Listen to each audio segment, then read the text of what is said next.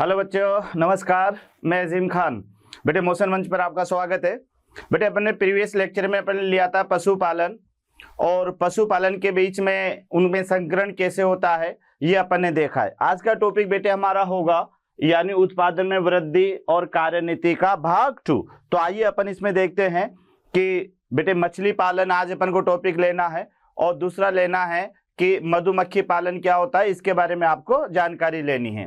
बेटे मछली पालन आपको पता है कि आजकल जो साउथ का जो प्रिय भोजन है वह मछली होता है। तो मछलियों को कैसे पाला जाता है, मधुमक्खी पालन के बारे में मुझे बताना है। तो मधुमक्खी बेटे जो है जिसे शहद प्राप्त किया जाता है, और शहद जो है स्वास्थ्य के लिए बहुत लाभदायक भी होता है बेटे, और उसका जो मोम होता है उसे कई प्रकार की दवाइयां भी बनाई जाती है। तो आइए अपन देखते हैं बेटे, यानी अगला टॉपिक जो हमारा इसमें स्टार्ट होगा, और ये होगा बेटे सबसे पहले मधुमक्खी पालन। यानी यहाँ पर अपन को पहला टॉपिक लेना है, और ये टॉपिक होगा बेटे बी कीपिंग। यानी इसको आप अगर जो है जूलॉजिकल लैंग्वेज में ले बेटे तो मधुमक्खी पालन को एपी कल्चर भी आप कह सकते हो। एपी कल्चर, ये याद रखना बेटे, एक ब्रांच होती है जिसमें मधुमक्खियों के पालन का अध्ययन किया जाता है, और इसको यहाँ पर अपन कहते हैं एपी कल्चर। तो आइए बच्चों देखते हैं एपी कल्चर क्या है। तो सबसे पहला पॉइंट आपको इसमें लेना है कि शहद उत्पादन के लिए मधुमक्खियों को छत्तों का रखरखाव, यही मधुमक्खी पालन या फिर इसे मौन पालन भी कहा जाता है। देखिएगा बेटे, कहना तो बहुत आसान होता है कि मधुमक्खी के छत्ते का रखरखाव है ना, और उससे शहद प्राप्त करने के लिए तो इसे अपन मधुमक्खी पालन कहेंगे। लेकिन बेटे इतना आसान नहीं है। यहाँ पर अपन को इसकी पूरी जो छत्ता है उसकी देखरेख करनी होती है। ऐसा स्थान चुनना पड़ता है जहाँ पर बेटे फल फूल ज्यादा हो, है ना, जहाँ पर जो है क्या कहते हैं खुला मैदान हो। वहां पर बेटे बड़े बड़े डिब्बे लिए जाते हैं, उसमें रानी मधुमक्खी को रखा जाता है, और उसी रानी मधुमक्खी के कारण बेटे जो इसके श्रमिक होते हैं, सैनिक होते हैं, वो बेटे एक छत्ते के रूप में एक समूह बना लेते हैं। उसी को आप मधुमक्खी का छत्ता कहते हैं। तो यहाँ आप देखिएगा बेटे कि मधुमक्खी पालन किसके लिए किया जाता है। तो सबसे पहला पॉइंट आपको याद रखना है कि मधुमक्खी पालन शहद उत्पादन के लिए किया जाता है। उसके बाद में बेटे तो शहद उत्पादन के लिए जो हनी बीज होती है, मधुमक्खियां होती है बेटे, इन मधुमक्खियों का जो छत्ता होता है उसको कैसे रख रखाव किया जाए, कहां पर बेटे उस छत्ते को रखा जाए, किस मौसम में उसको रखा जाए, ये सारा का सारा जो अध्ययन है इसे मधुमक्खी पालन या एपी कल्चर कहते हैं। तो याद रखना बच्चों, मधुमक्खी पालन क्यों किया जाता है। तो सबसे पहला पार्ट तो याद हो गया कि शहद प्राप्त करने के लिए, और यहाँ तक कि वैक्स या मोम प्राप्त करने के लिए।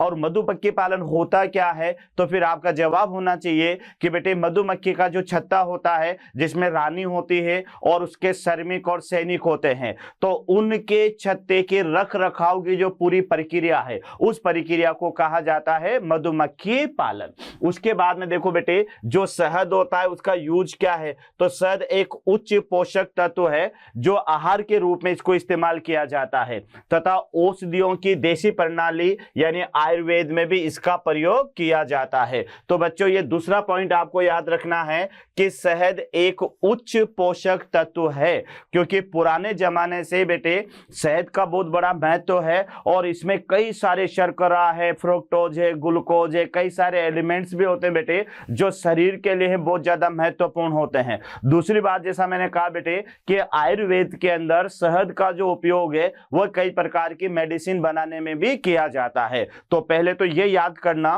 कि मधुमक्खी पालन किसके लिए किया जाता है। तो जवाब शहद प्राप्त करने के लिए किया जाता है। और मधुमक्खी पालन कहते किसे हैं, तो मधुमक्खी के छत्ते का जो रख रखाव है उसके रख रखाव की जो क्रिया है बेटे, उसी क्रिया को अपन यहाँ पर मधुमक्खी पालन कहते हैं। जो मधुमक्खियों से हमें शहद मिलता है वह शरीर के लिए एक मुख्य पोषक तत्व है, और आयुर्वेद के अंदर बेटे यानी पुरानी जो पद्धति है एक तरह से उसके अंदर बेटे शहद का जो प्रयोग है वह औषधियां बनाने में भी किया जाता है। यह भी आपको याद रखना है। मधुमक्खी का से मोम भी प्राप्त होता है बेटे, यानी वैक्स, जिसका कार्बनिक वस्तुओं को यानी जिससे कई सारी क्रांतिक वर्धक औषधियां होते हैं बेटे, उन्हें तैयार करने में किया जाता है। और विभिन्न प्रकार की जो पॉलिश वाले उद्योग होते हैं वहां पर इसका उपयोग किया जाता है। तो ये भी याद हो गया बेटे आपको कि मधुमक्खी पालन से हमें शहद भी मिलता है और शहद के साथ साथ बेटे वैक्स यानी मोम भी प्राप्त होता है। ये जो मोम है ये बेटे कांतिवर्धक और साथ में जहां पॉलिशिंग का काम ज्यादा होता है वहां पर इस वैक्स का उपयोग किया जाता है। तो ये आपको यहां पर याद रखना है। आगे बढ़े बेटे अपन, तो मधुमक्खी पालन का जो व्यवसाय है वह किसी भी क्षेत्र में जहां पर जंगली झाड़ियां हो, जहां पर फूलों का बगीचा हो या जहां पर लहलाती फसलें हो, पर्याप्त कृषि क्षेत्र या चारागाह हो, वहां पर किया जाता है। जैसा मैंने आपसे कहा इसका जो छत्ता होता है, कभी आप गए हो बेटे तो देखा होगा किसी खेत में कई सारी छोटी छोटी पेटियां रखी हुई नजर आती है, तो कभी दिमाग में सोचा होगा कि ये छोटी छोटी पेटियां क्यों रख रखी है, तो आप समझ जाना वही मधुमक्खी पालन है। तो मधुमक्खी पालन के लिए ऐसा क्षेत्र चुना जाता है जहां पर मधुमक्खियों के एक तो बेटे पूरा खुला हुआ क्षेत्र होना चाहिए, जहां पर पुष्प जो परागण के लिए महत्वपूर्ण है, खास तौर से बेटे पीला रंग मधुमक्खियों को सबसे पसंद का रंग माना जाता है। पीला रंग याद करना बेटे, और लाल रंग में ये अंधी हो जाती है मधुमक्खियां। तो मधुमक्खियों का जो सबसे प्रिय कलर है, सबसे जो पसंदीदा कलर है, ये कलर बेटे पीला रंग है। तो अधिकतर मधुमक्खियां अधिकतर वहां ज्यादा मिलते हैं जहां पर पीले रंग की फसलें ज्यादा हो, खास तौर से बेटे सरसों की फसल। तो सरसों के जो पुष्प होते हैं ये पीले रंग के होते हैं, तो उसके आसपास मधुमक्खियां भी ज्यादा होती है। तो बेटे मधुमक्खी पालन के लिए ऐसा क्षेत्र चुना जाता है जहां एक तो खुला हो, बाग बगीचे हो, फूलों से संबंधित पेड़ हो, है ना, उसके अलावा बेटे खुला मैदान हो या कृषि क्षेत्र हो, वहां पर जो है ये मधुमक्खी पालन किया जाता है। तो ये भी आपको याद रखना है कि मधुमक्खी पालन व्यवसाय जो है ये ऐसे क्षेत्र को चुना जाता है बेटे जहां पर जंगली झाड़ियां हो, ये याद रखना, एक तो जंगली झाड़ियां, दूसरा बेटे फूलों के बगीचे हो या लहलाती फसलें हो या जहां पर कृषि क्षेत्र हो या फिर चारागाह हो, वहां पर इसका उपयोग किया जाता है। तो याद रह जाएगा बेटे, 2-3 पॉइंट याद रखना। मधुमक्खी पालन किसके लिए, तो जवाब शहद प्राप्त करने के लिए। मधुमक्खी पालन होता क्या है, तो मधुमक्खी के छत्ते का रख रखाव, यह मधुमक्खी पालन होता है। मधुमक्खी पालन से प्राप्त जो शहद है वो क्या है, तो वह हाईली पोषक तत्व होता है बेटे, जो शरीर में वृद्धि के रूप में तो काम आता ही है, साथ में आयुर्वेद जो एक विज्ञान है बेटे उसमें वो औषधियां बनाने में भी काम आता है। उसके अलावा बेटे मधुमक्खी के अलावा इसके वैक्स का भी प्रयोग किया जाता है, जो विभिन्न प्रकार के पॉलिश वाले जो उत्पाद होते हैं उसको बनाने में वह काम आता है। फिर बात आती है बेटे कि मधुमक्खी पालन के लिए कैसे क्षेत्र को चुना जाए, तो ऐसे क्षेत्र को चुना जाए जहां पर खुला हुआ हो, है ना, झाड़ियां हो बेटे, जहां पर जो है पुष्पों की संख्या ज्यादा हो, जहां पर लहराती फसलें हो, जहां पर कृषि क्षेत्र या चारागाह हो, वहां ऐसे क्षेत्र को मधुमक्खी पालन के लिए चुना जाता है। उसके बाद में देखिएगा बेटे मधुमक्खी की कई सी प्रजातियां होती है जिन्हें पाला जाता है, लेकिन भारत में जो सबसे मुख्य मधुमक्खी को पाला जाता है उसका नाम है बेटे एपीज इंडिका। तो ये थोड़ा सा आपको याद रखना है कि बेटे मधुमक्खियां कई वैरायटी की होती है, लेकिन जो सबसे ज्यादा जो मधुमक्खी पाली जाती है हमारे भारत देश में, उस मधुमक्खी का नाम है एपीज इंडिका। ये एपीज इंडिका याद रखना बेटे, एपीज इंडिका, इस मधुमक्खी को सर्वाधिक रूप से पाला जाता है। उसके बाद में आप देखिएगा कि मधुमक्खी पालन यद्यपि अपेक्षाकृत आसान है, परंतु इसके लिए विशेष प्रकार के ज्ञान की आवश्यकता होती है तथा कई संगठन इस पालन की शिक्षा प्रदान करते हैं। देखिएगा बेटे कोई सा भी बिजनेस हुआ,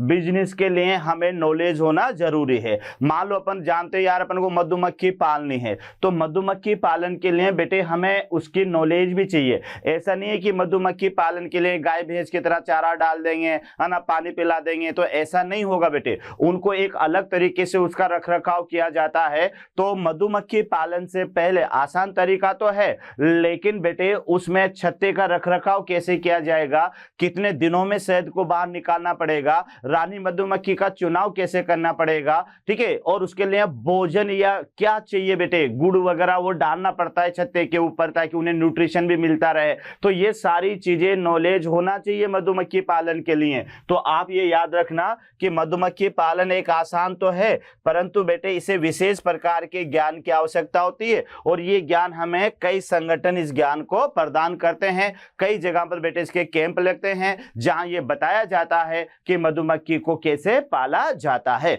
तो ये थोड़ा सा याद रखिएगा आप कि मधुमक्खी पालन करना आसान तो है, लेकिन बेटे फिर भी अपन को विशेष ज्ञान की जरूरत पड़ेगी, और ये ज्ञान हमें विभिन्न संगठनों के माध्यम से, विभिन्न कैंप के माध्यम से हमें ये ज्ञान प्राप्त होता है। तो ये बेटे आपको यहाँ पर याद ही रखना बेटे, ये चैप्टर 2-3 चैप्टर ऐसे लास्ट वाले जिसमें आपको याद करते हुए चलना है, क्योंकि अधिकतर रटिफिकेशन वाले चैप्टर माने जाते हैं बेटे ये, तो ये आपको याद रखना है। उसके बाद में बेटे अगला पार्ट आता है कि सफल मधुमक्खी पालन के लिए निम्नलिखित बिंदु अत्यंत महत्वपूर्ण है। तो ये सबसे इंपॉर्टेंट पॉइंट है, क्योंकि क्वेश्चन बन सकता है बेटे कि कौन कौन से ऐसे स्पेशल पॉइंट है जिसके आधार पर आप सफल मधुमक्खी पालन का चुनाव कर सकते हैं। तो ये आप यहाँ पर देख लीजिएगा, यहाँ पर आप देख लीजिएगा बच्चों कि मधुमक्खी की जो प्रकृति है तथा स्वभाव का ज्ञान, एक तो ये अपन को यहाँ पर याद होना चाहिए कि मधुमक्खी की जो प्रकृति है और उसका स्वभाव कैसा है।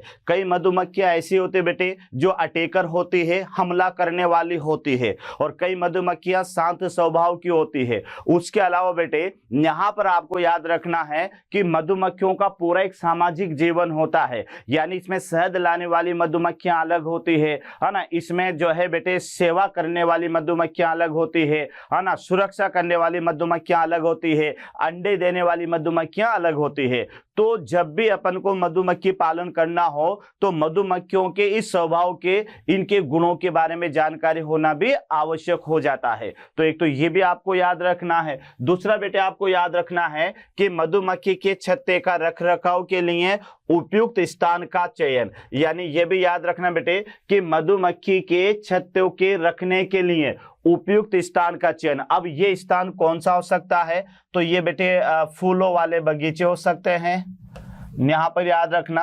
फूलों वाले बगीचे ये भी हो सकते हैं। उसके अलावा बेटे यहाँ पर जो है फसलें हो सकती है, उसके आसपास में फसल हो सकती है, कुछ चारागाह हो सकते हैं, उसके अलावा जंगली झाड़ियां भी हो सकती है ना। खास तौर से बेटे जैसे सरसों की फसल है ना, धनिये की फसल है, तो इसके आसपास अगर आप देखेंगे तो बेटे यहाँ पर जो है क्या कहते हैं, यह आपको ज्यादा देखने को मिलेगी मधुमक्खियां। तो ऐसे जगह पर इसका चुनाव किया जा सकता है। तो यहाँ आप देख ले कि मधुमक्खी के छत्तों के रखने के लिए उपयुक्त स्थान का चयन। तो बेटे उपयुक्त स्थान के चयन में क्या क्या हो सकता है, फूलों वाले बगीचे, फसल, चारागाह, लहलाती फसलें और कृषि क्षेत्र आदि हो सकते हैं। तो ये आपको यहाँ पर याद रखना है। उसके बाद में बेटे आगे बढ़े अपन, तो मधुमक्खियों का समूह यानी दल को पकड़ना और उन्हें छत्ते में रखना, ये भी नॉलेज होना चाहिए बेटे। मधुमक्खियों के समूह को पकड़ना, तो समूह को पकड़ने के लिए आपको ये यहाँ पर याद करना बेटेगा बेटे कि यहाँ पर रानी मधुमक्खी का चयन करना पड़ेगा, रानी मधुमक्खी का चयन।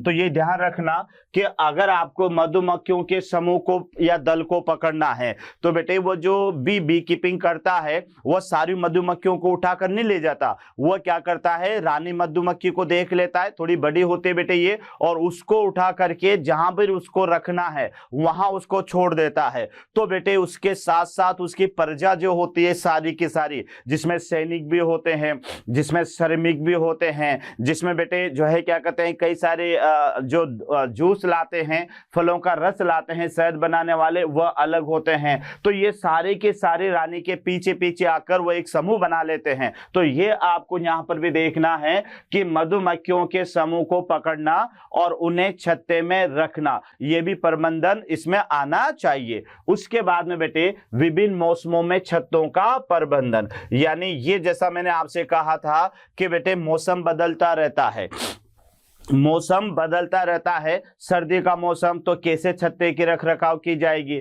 गर्मी का मौसम होगा तो कैसे छत्ते की रख रखाव की जाएगी, है ना, बसंत का मौसम होगा तो कैसे छत्ते की रख रखाव की जाएगी। तो मौसम के अनुसार, विभिन्न मौसम के अनुसार बेटे छत्ते का रख रखाव कैसे किया जाता है, वो सारी चीजों की भी नॉलेज होना चाहिए। उसके बाद में फिर आगे बढ़े बेटे कि यहाँ पर अगला जो है वह शहद और जो मोम है का रख रखाव तथा उसका एकत्रीकरण यानी स्टोरेज कैसे किया जाए, या कलेक्शन एंड स्टोरेज कैसे किया जाए, ये भी आपको याद होना चाहिए कि जैसे बेटे शहद आ गया छत्ते के अंदर तो छत्ते से शहद कैसे निकालना है ताकि उसमें रहने वाली अन्य मधुमक्खियों को हानि नहीं पहुंचे, और उस शहद का और उस वैक्स यानी मोम का जो स्टोरेज कहां पर करना है, किस तरह से बेटे उसको रखना है, तो ये भी ज्ञान हमें होना चाहिए। तो यहां आप देख लीजिएगा कि शहद तथा वैक्स का जो है रख रखाव और साथ में उसका कलेक्शन और उसका स्टोरेज कैसे किया जाता है, ये नॉलेज भी हमें होना चाहिए। तो ये भी याद करना बेटे, क्या क्या याद हुआ, यानी सफल मधुमक्खी पालन के लिए निम्नलिखित बिंदु अत्यंत महत्वपूर्ण है, ये एनसीईआरटी बता रही है बेटे, याद रखना। तो क्या क्या बिंदु महत्वपूर्ण है, सबसे पहला तो मधुमक्खियों की प्रकृति और उनके स्वभाव के बारे में जानकारी लेना, क्योंकि बेटे बिना प्रकृति के बिना स्वभाव के अगर आपको पता ही नहीं है कि जिस मधुमक्खी को आप पाल रहे हैं, जिस मधुमक्खी की आप बी कीपिंग कर रहे हो, उसका स्वभाव कैसा है, क्या वो उग्र स्वभाव की मधुमक्खियां हैं या वो शांत स्वभाव की मधुमक्खियां हैं, तो उसी के अनुसार बेटे जो है क्या कहते हैं आपको उनका रखरखाव करना पड़ता है। तो सबसे पहला पॉइंट तो क्या है कि बेटे मधुमक्खियों की प्रकृति, किस प्रजाति की मधुमक्खी है वो आपको लेना है, और साथ में बेटे उसका स्वभाव कैसा है ये जानकारी आपको लेनी है। उसके बाद में बेटे मधुमक्खी के छत्तों के रखरखाव के लिए उपयुक्त स्थान का चुनाव, यानी जहां पर आपको बी कीपिंग करनी है, जहां पर बेटे आपको मधुमक्खी पालन करना है, तो मधुमक्खी पालन या बी कीपिंग वाले जो स्थान है उस स्थान पर बेटे आपको क्या करना है, उसका चुनाव करना है। तो ऐसे स्थान के रूप में आप कहां कहां चुनाव करेंगे, जैसे बेटे जंगली झाड़ियां हैं जहां पर फल ज्यादा हैं उनमें पुष्प लग रहे हैं, या बेटे ऐसे फलों के बगीचे जहां पर अलग अलग तरह के पुष्प नजर आ रहे, रंग बिरंगे बगीचे, वहां पर भी आप ये कर सकते हैं, है ना। फसलें उनके आसपास के खेतों, खाली खेतों में बेटे ये कर सकते हैं, है ना, जहां पर सरसों की फसल खास तौर से बेटे, जैसे मैंने कहा कि मधुमक्खियों के लिए जो पीला रंग है वह सबसे ज्यादा, जो पीला रंग है बच्चों, वह पीला रंग जो है इसका वो सबसे ज्यादा पसंदीदा रंग है। तो जहां पर पीले पुष्पों के बगीचे या पीले पुष्पों की जो खेती है, फसल है, उसके आसपास बेटे आप मधुमक्खी पालन कर सकते हैं। उसके अलावा चारागाह हो सकता है, वहां पर भी बेटे आप बी कीपिंग के लिए स्थान का चुनाव कर सकते हैं।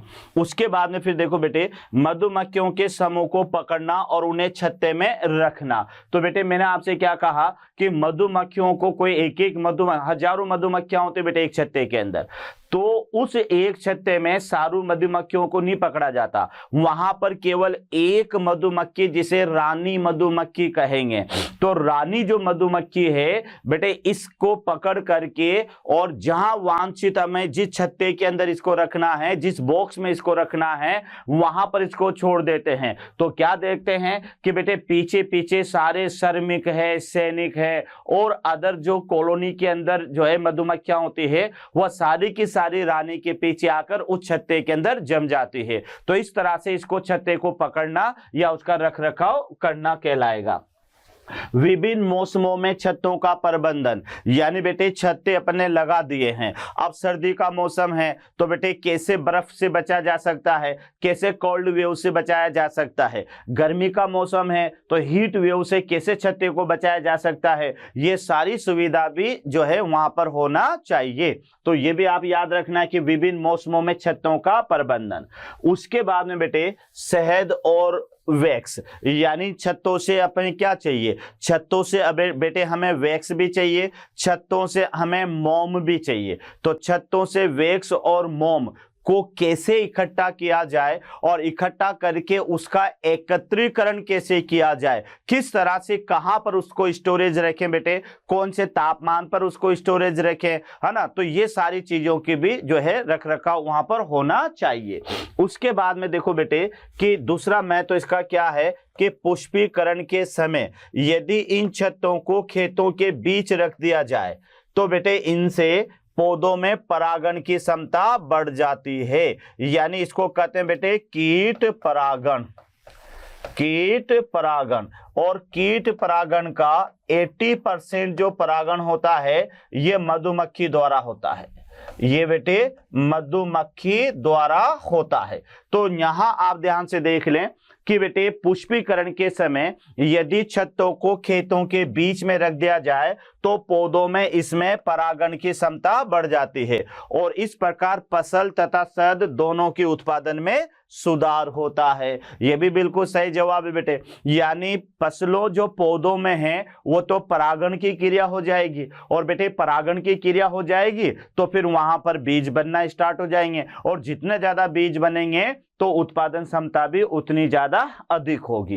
तो कहने का मतलब ये हुआ कि ऐसे स्थान जहां पर फसल आसपास हो या बेटे खेती की जो फसल हो वो वहां पर अगर आप इस छत्तों को रखते हैं तो बेटे एक तो इन छत्तों में जो मधुमक्खियां हैं उन्हें समय समय पर न्यूट्रिशन के रूप में बेटे फलों से जो है नेक्टर या मकरंद मिलता रहेगा और बदले में बेटे मकरंद के लिए जब ये मधुमक्खियां एक पुष्प से दूसरे पुष्प पर जाएगी तो अपने साथ में पराग कणों को लेकर भी जाएगी और बेटे जब ये पराग कण के साथ में एक पुष्प से दूसरे पुष्प पर जाएगी तो फिर बेटे वहां पर कौन सी क्रिया हो जाएगी, परागण। तो बेटे इस परागण को पर परागण कहते हैं, जो एक पुष्प से परागकण स्थानांतरित होकर दूसरे पुष्प की वर्तिकाग्र पर जाते हैं। तो बेटे छठा जो पॉइंट है पुष्पीकरण के समय, यानी ऐसा समय जब पौधों के अंदर पुष्प आना शुरू हो जाते हैं, जब पौधों के अंदर फ्लावरिंग क्रिया स्टार्ट हो जाती है, उस समय अगर आप मधुमक्खी के छत्तों को